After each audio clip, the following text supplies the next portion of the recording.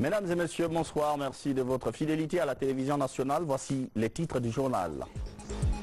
Une rencontre de haut niveau à Conakry. L'Afrique discute d'un compromis à trouver entre les États et les investisseurs. La Guinée veut partager son expérience avec les autres pays. Le biogaz, une alternative dans la lutte contre le réchauffement climatique. L'expérimentation de son utilisation a duré 3 ans dans notre pays. Et déjà, la Guinée est sur la liste des pays les mieux dotés en biodigesteurs.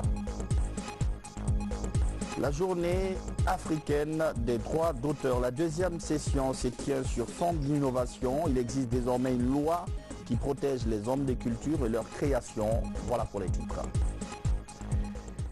Bonsoir. À New York, les travaux de l'Assemblée générale des Nations unies se poursuivent. Le président Alpha Condé a tenu ce matin son discours à la tribune de l'ONU.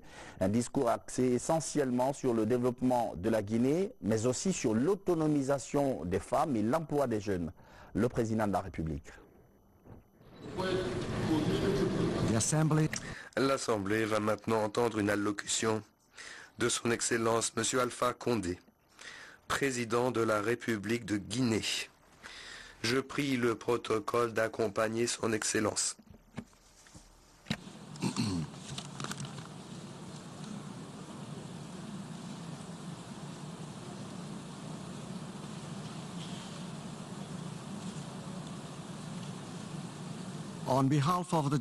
Au nom de l'Assemblée générale, j'ai l'honneur de souhaiter la bienvenue à l'Organisation des Nations Unies à M. Alpha Condé, président de la République de Guinée. Je l'invite à s'adresser à l'Assemblée générale.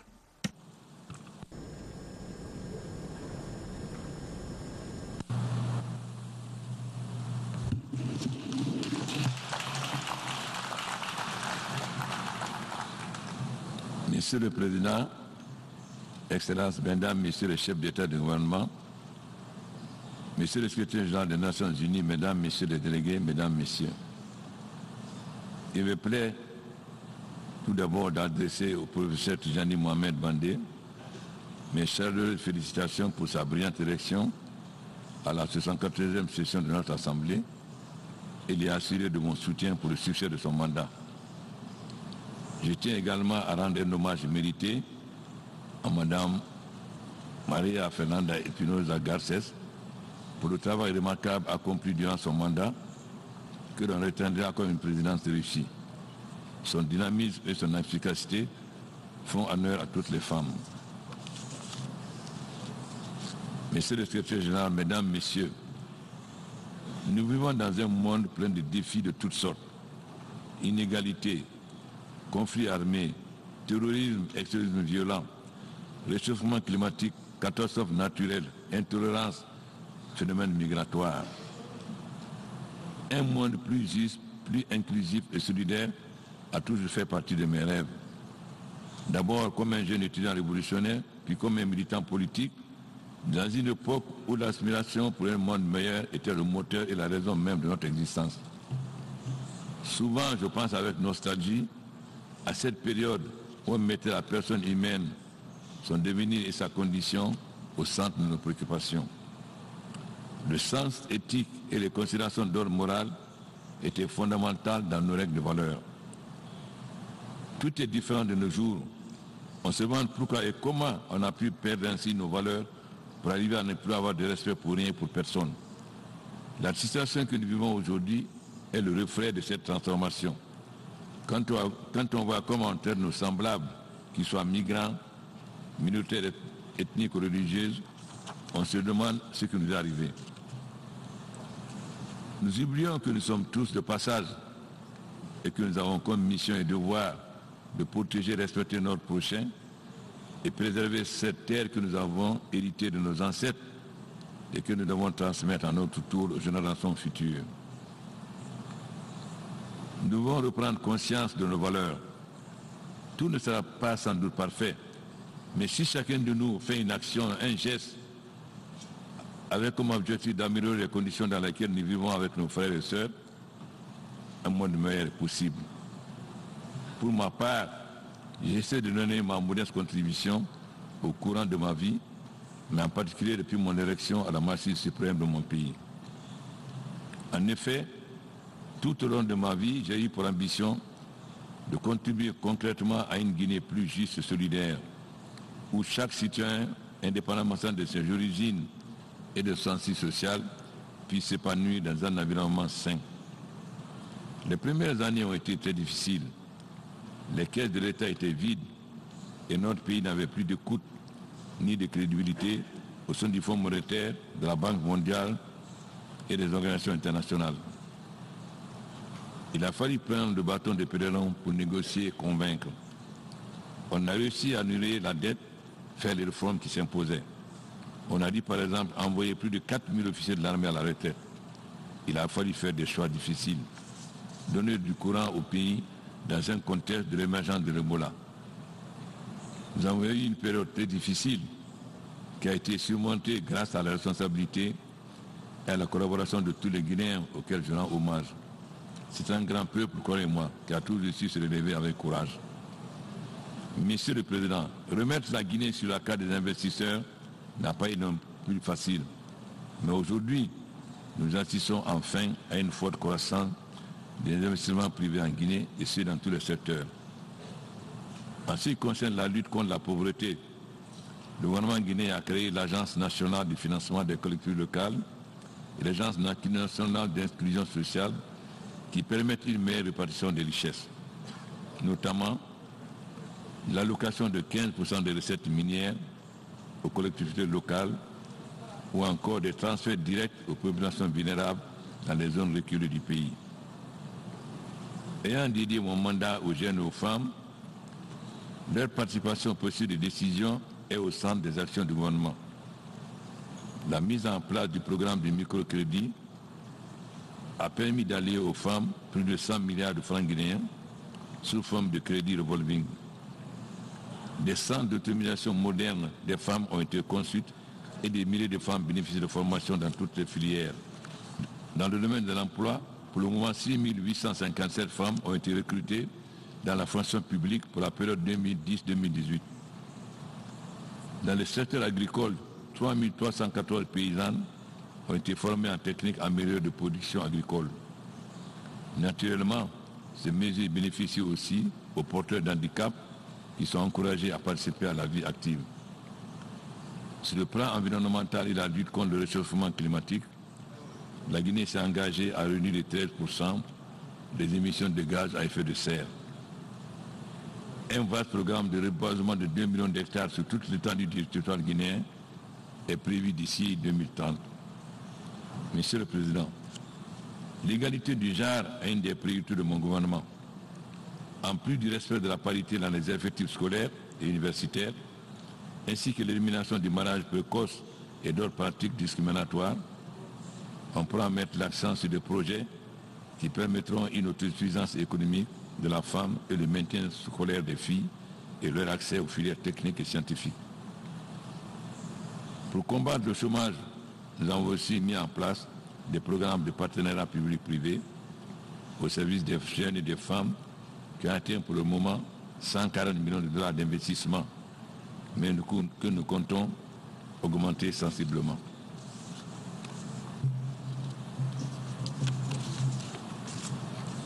Monsieur le Président, il a été possible de lancer beaucoup de projets dans le domaine des infrastructures qui ont changé le visage de la Guinée. Et nous avons des programmes avec la participation de nos partenaires publics et privés de lancer prochainement d'importants projets de construction de logements sociaux, d'infrastructures routières, ferroviaires, portuaires, avec la mise en place de zones économiques spéciales qui permettront enfin à la Guinée de devenir un pays exportateur de produits finis. Monsieur le Président, lors de la COP21 a été lancée l'initiative africaine pour les énergies renouvelables AREI, dont j'assume la présidence. Ainsi, cette initiative de transformation initiée et menée par l'Afrique pour accélérer, intensifier, exploiter l'immense potentiel africain des ressources d'énergie renouvelable et le développement durable et le respect du climat sont les mots d'ordre de cette initiative. Née avec beaucoup de scepticisme dans un contexte général où nous avons pris l'habitude de ne jamais respecter les objectifs fixés, aujourd'hui, j'ai le plaisir et l'honneur d'annoncer à cette Assemblée que le conseil d'administration de la REI du 23 septembre dernier a pu prendre acte et confirmer que l'objectif de financement de 10 gigawatts qui était prévu pour 2020 a déjà été atteint, puisque nous sommes déjà à 9,99 gigawatts. Et j'ai le plaisir aussi de vous informer que 92 autres projets sont en évaluation technique et en cours d'approbation. Ceci permettra de donner l'énergie propre à des millions de foyers répartis dans toutes les régions géographiques du monde. Nous pouvons dire donc que l'Afrique, avec cette initiative en matière d'énergie renouvelable, est en action pour la lutte climatique, tant pour notre continent que pour le monde. Ainsi, lorsque l'Afrique parle d'une seule voix, elle gagne. Nous venons de voir le cas de la zone de libre-échange. Monsieur le Président, les 2 tiers des Africains n'ont pas accès à l'électricité. Je lance ici un appel pour encourager et solliciter l'implication de plus de partenaires publics et privés du monde entier à investir dans le secteur des énergies renouvelables en Afrique. Ceci permettra à notre continent d'exploiter plus efficacement ses ressources et rendre la vie plus agréable et plus attractive à nos jeunes pour qu'ils puissent enfin considérer l'immigration comme un choix et non une contrainte inévitable. Quand l'Afrique gagne, c'est le monde qui gagne, car l'Afrique est l'avenir du monde. Je vous remercie.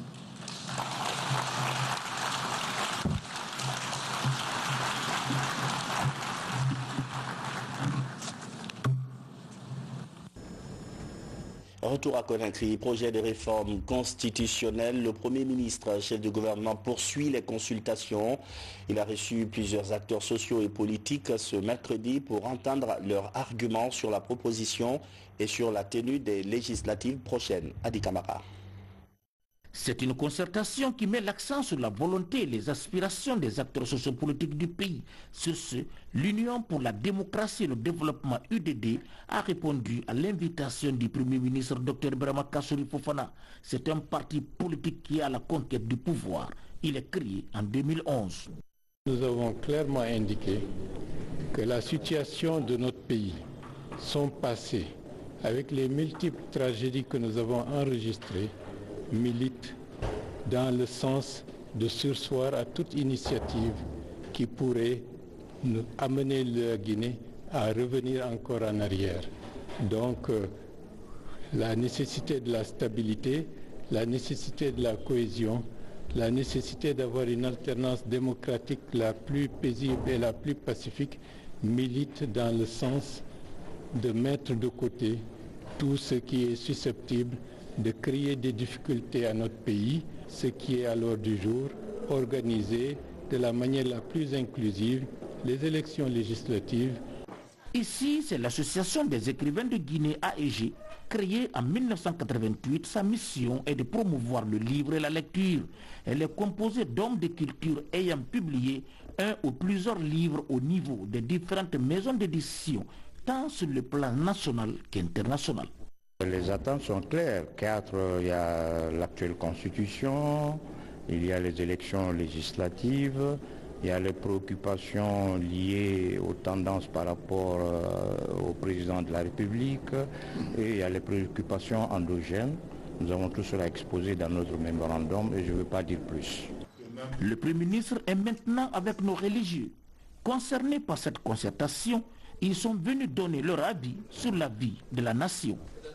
Nous avons dit notre point de vue sur un certain nombre de choses. Nous avons fait un appel à la paix, mais qui concerne tout le monde. Nous avons demandé aussi que chaque Guinéen, chaque Guinéenne, en fonction de son statut et de sa fonction dans le pays, joue son rôle pour que tout se passe dans les bonnes conditions. Mais nous avons insisté aussi que toute décision qu'on devra prendre soit pour le bien de la Guinée et des Guinéens. L'ANCG, c'est l'Association nationale des communes de Guinée. Créée en 2012, cette association défend l'intérêt des communes auprès de l'État. Nous avons promis de transmettre le message à l'ensemble des maires de Guinée et dans un délai très court, nous reviendrons avec un document final. Nous remercions le gouvernement pour nous avoir associés à cette concertation. Nous croyons fermement aux vertus de la concertation et du dialogue. Le Premier ministre, toujours à pied d'œuvre, reçoit la CONAPRO, la Coalition nationale des professionnels de santé créée en 2015. Elle privilégie la moralisation du système de santé en Guinée. Elle est composée de médecins, de sages-femmes, de biologistes, de laborantins et de l'association de la société civile. Nous, notre position elle est claire parce que les professionnels de santé sont marginalisés dans la constitution qui est en vigueur. Donc impérativement nous souhaiterions que la nouvelle constitution soit votée et que dans l'élaboration de cette nouvelle constitution, qu'on soit consulté et qu'on soit dans les équipes de rédaction.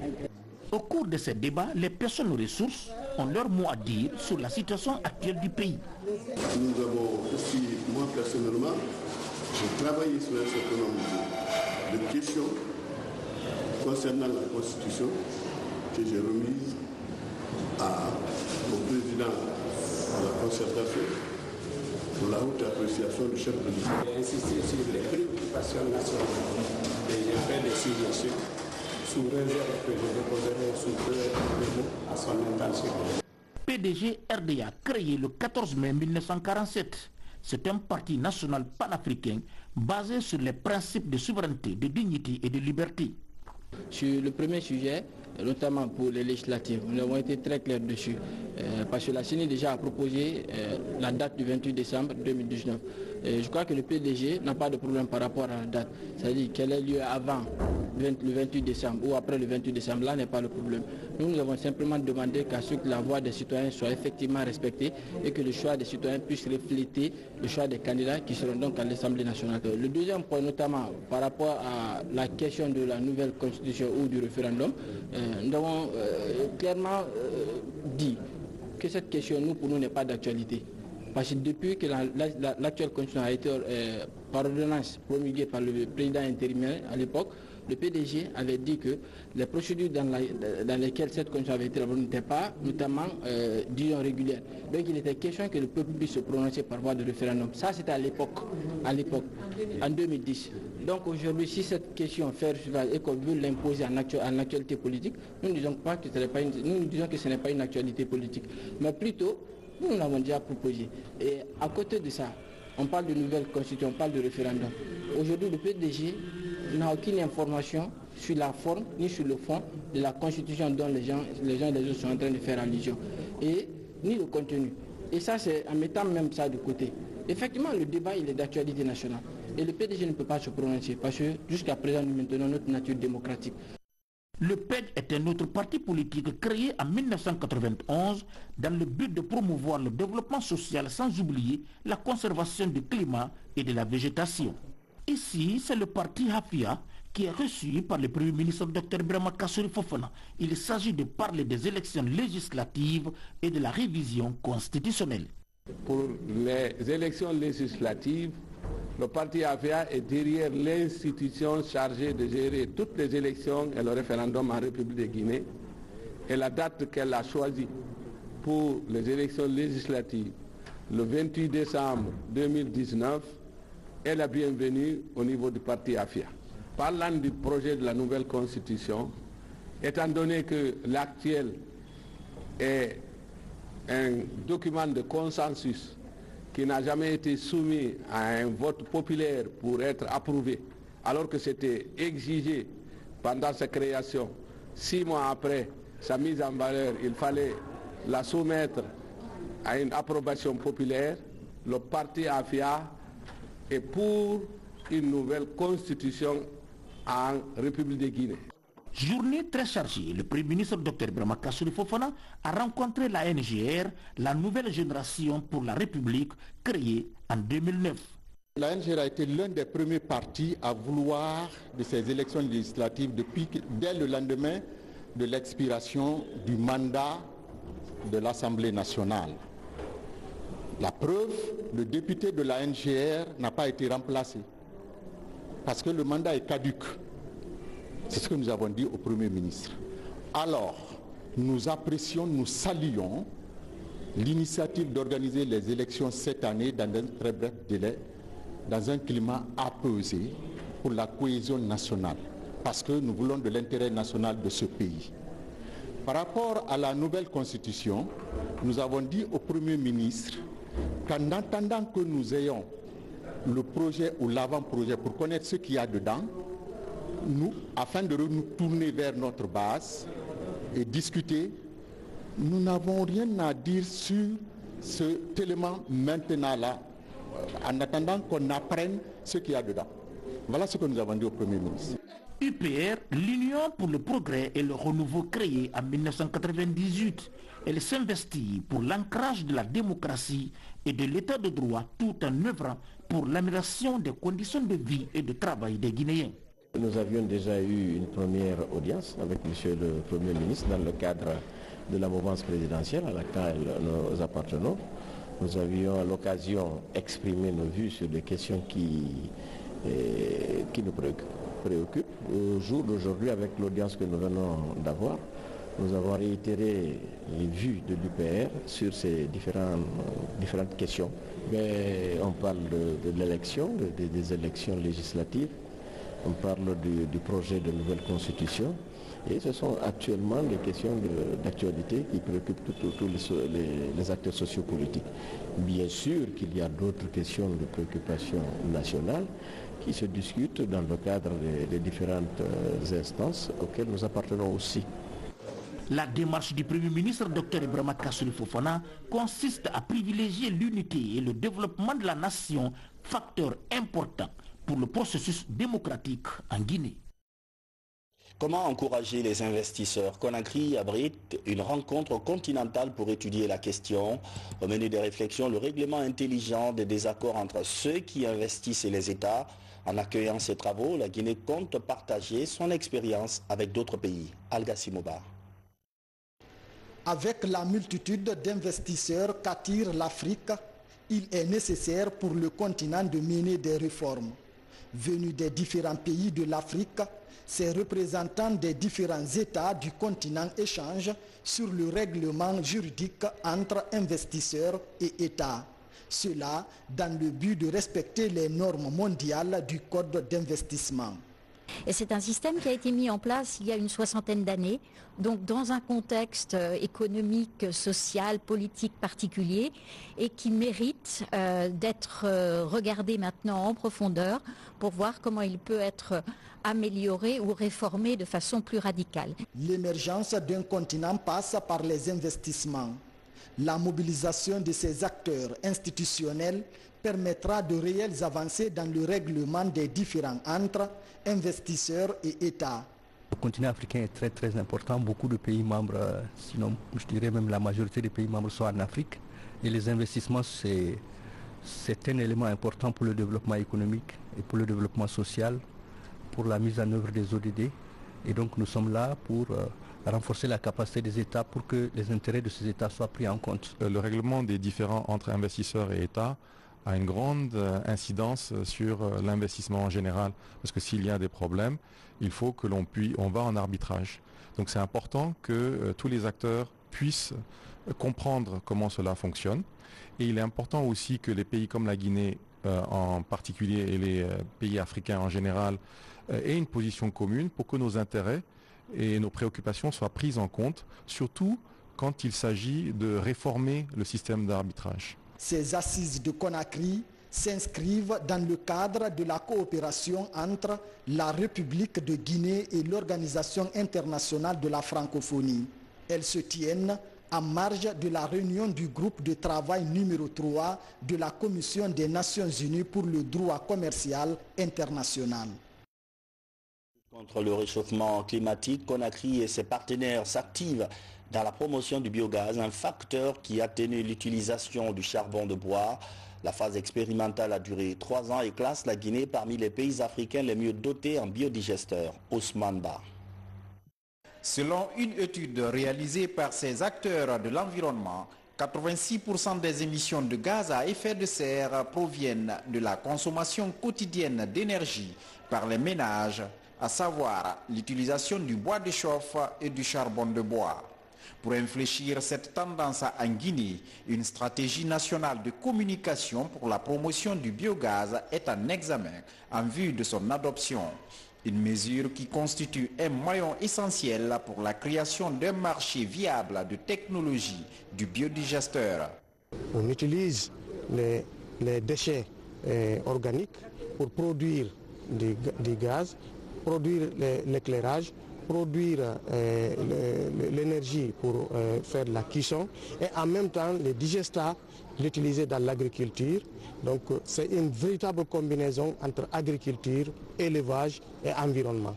Depuis 2016, 2 biodigesteurs semi-industriels et près de 1300 de type domestique sont installés dans 28 sur les 33 préfectures de la Guinée.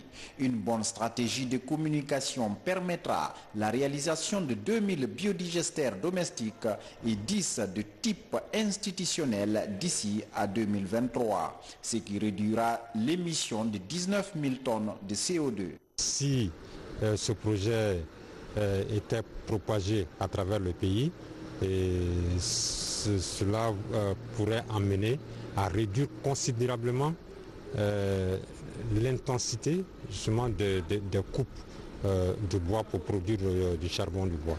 Donc en fait l'objectif c'est d'amener à la protection, à la conservation des ressources forestières, notamment les ressources de bois. Les efforts consentis ont permis à la Guinée de se classer dans le top 10 des pays africains en nombre de biodigesteurs installés après seulement 3 ans de mise en œuvre du projet biogaz. Dans les pays de l'Alliance, notre pays occupe le 3e rang après le Burkina Faso et le Sénégal. C'est parti pour la journée africaine du droit d'auteur depuis hier. Cette deuxième édition a mobilisé plusieurs structures culturelles autour d'une problématique précise, la vulgarisation de la nouvelle loi qui protège les artistes du pays. Djamogaba. Ces artistes de tous les arts sont mobilisés en faveur de la loi qui protège leur création. Le texte a déjà été promulgué par le chef de l'État le mois de juin dernier. La nouvelle loi prévoit notamment la protection de la propriété littéraire et artistique. En phase de vulgarisation, il s'imprègne de la disposition des textes pour mieux cerner les contours. Notre choix porté sur ce professeur n'est pas fortuit. C'est pour venir mettre tous les participants à cet atelier à la bonne école, les mettre à disposition l'ABC de la propriété intellectuelle. Ça va apporter grand chose au monde artistique et littéraire, parce que l'artiste doit vivre de son œuvre. On dit que seules les œuvres restent, les hommes disparaissent, mais les œuvres restent. Donc quand cette loi est votée et que l'Assemblée l'a adoptée, c'est un plaisir, un immense plaisir pour nous les artistes et les littéraires. Autour de ce projet, chaque artiste est une étoile à travers son savoir-faire.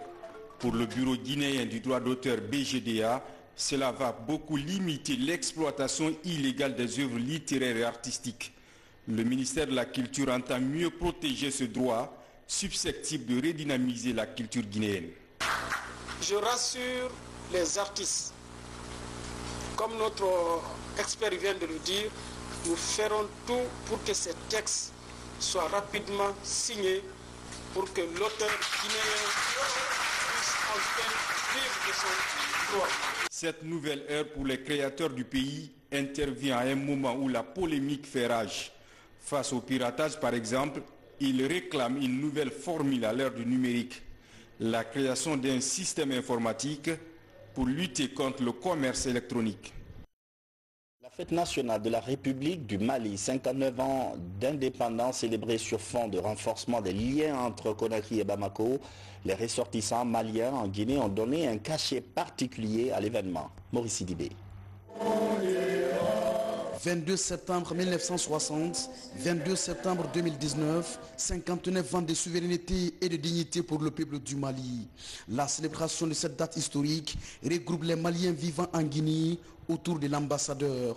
À la résidence du diplomate malien, une poignée de main enterre les divergences entre le président du Conseil des Maliens de Guinée et le président de la Vision Nouvelle. Mohamed Sidibé et Alou Traoré, ATT, acceptent de regarder désormais dans la même direction après 30 ans d'incompréhension. L'essentiel c'est le Mali. Nous devons tous être unis. puisque nous avons une seule appartenance, l'appartenance au Mali. C'est pourquoi nous avons demandé aux uns et aux autres, aux différentes associations, aux différentes sensibilités de se retrouver et d'être ensemble à partir de maintenant. Ensemble, nous allons relever les défis. Nous allons lutter contre la pauvreté. Nous allons contribuer efficacement au retour de la paix dans notre pays. La point de main énergique entre moi et M. Sidibé est tout à fait normal. Parce que Sidibé est président d'aujourd'hui d'une association. C'est vrai que c'est une fêtière de l'État. Et moi, je représente aussi une entité qu'on appelle Vision Nouvelle. Dans le même contexte.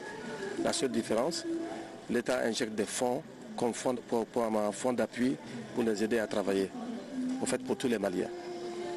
Mais nous travaillons dans le sens de l'humanité et dans le sens du social. Donc c'est l'un dans l'autre. Si on se trouve dans un pays, je trouve nécessaire qu'on se donne la main. Et le message fort, pour tous les Maliens de Guinée et d'ailleurs, qui comprennent cela. Des actes forts d'unité et de cohésion qui réconfortent l'ambassadeur de la République du Mali et donnent de l'espoir aux ressortissants de ce pays frère et ami à la Guinée. Cette retrouvaille est une aubaine pour la communauté vivant en Guinée. Ça me fait chaud au cœur. Effectivement, comme le président l'a dit, ça fait 30 ans que les Maliens ne se sont pas réunis pour faire la fête. Aujourd'hui, c'est fait. Et tous ceux qui doutaient de la division des Maliens ici ont été satisfaits aujourd'hui. Et on espère que dans quelques années, au Mali, avec nos compatriotes et amis et frères guinéens qui sont en train de lutter pour nous au Mali là-bas, on souhaiterait faire la fête avec eux. Parce qu'aujourd'hui, ils sont sur le front et n'ont pas fait avec nous. C'est le seul petit pincement au cœur que nous avons. Sinon, aujourd'hui, la fête était belle. Avec le dialogue, avec le sens élevé de la fraternité, on arrive à régler tous les problèmes. Vous savez ce qui s'est passé aujourd'hui, les deux principaux ténors qui sont là, aujourd'hui quand on les a approchés, ils n'ont aucune divergence. Ils pensent au Mali. Ils sont sûrs que c'est le Mali qui est au-dessus de tout. Tout au long de ces 2 jours de commémoration, des hommages ont été rendus aux pionniers de l'indépendance du Grand Mali. Des grosses pointures de la musique malienne comme Néné Soumanou, Mariamba venue du Mali et autres artistes guinéens ont égayé le public au Palais du Peuple. La Guinée abrite depuis hier l'édition 2019 du Maracana, une compétition qui réunit 24 équipes africaines. Principale caractéristique de ce championnat africain, c'est la réduction de l'aire de jeu. La Fédération internationale de Maracana a tenu une assemblée générale pour lancer cette édition. Fodé Kaba. Cette assemblée générale marque le lancement officiel en Guinée de la 8e édition de la CAN de Maracana 2019. Elle regroupe les délégués des 12 pays dont les équipes vont s'affronter en catégorie senior et en super senior, ainsi que les représentants des 32 pays observateurs. Dans les travaux en commission et en plénière, cette 4e assemblée générale a passé en revue les engagements de la FIMA pour la période 2016-2019, le bilan des activités de l'année en cours, le rapport moral et financier, ainsi que le projet d'organisation des prochaines compétitions internationales. Là où le cœur n'est pas, le pied n'y va pas. Nous sommes frontaliers pour la plupart au niveau de la sous-région, mais ceux qui viennent du Canada, des États-Unis, de la Chine, du Sri Lanka, du Laos, de la Tunisie, de la France, de l'Europe, de l'Asie, de l'Océanie, ils ne sont pas frontaliers à la Guinée, ils ne sont pas obligés de venir ici. Mais il y a quelque chose qui brûle en nous, Madame le maire, Excellences, Messieurs les représentants du Premier ministre et des ministres et du ministre des Sports. Il y a une seule chose qui brûle en nous. Nous avons un credo sociologique qui est entre nous, la convivialité, la fraternité et l'amitié. L'organisation de la Coupe d'Afrique de Maracana à Conakry est un défi relevé par la Fédération guinéenne de Maracana 2 ans seulement après son intégration à la Fédération internationale. Une volonté du président de la Fédération qui vise à vendre la destination Guinée à travers cette discipline. Mais de mémoire de sportif, jamais notre pays n'a organisé une compétition continentale dans quelque sport que ce soit. C'est donc un honneur inexploré et un plaisir nouveau que nous savourons et que nous savourerons jusqu'à sa dernière goutte, jusqu'à son dernier jour. C'est en cela d'ailleurs que nos remerciements vont à l'ensemble du comité exécutif et à l'ensemble de notre Assemblée de nous avoir fait confiance il y a 2 ans. En organisant pour la première fois cette CAN en Guinée, les autorités sportives du pays entendent accorder du crédit et de l'intérêt à cette organisation de renommée internationale. Le Maracana, un sport d'invention africaine, la Guinée accompagnera le Maracana. C'est pourquoi je voudrais remercier la Fédération internationale de Maracana sur le choix porté sur la Guinée, et la Guinée portera haut ce drapeau. 12 pays et 24 équipes vont compétir pendant 5 jours pour le titre de champion 2019 qualificatif pour la Coupe du Monde de l'année prochaine au Canada. Au terme du tirage au sort, la Guinée en senior affronte le Bénin, le Burkina Faso et la France, et en super senior, elle affronte le Togo, le Burkina Faso, le Bénin et le Sénégal. La compétition démarre ce mercredi et la cérémonie d'ouverture officielle jeudi, précédée d'un match amical entre les membres du gouvernement et une équipe composée des partis politiques et les ambassadeurs accrédités en Guinée. Et c'est la fin de cette édition d'information. Merci de votre fidélité à la télévision nationale. On se retrouve demain pour un autre journal. Bonsoir.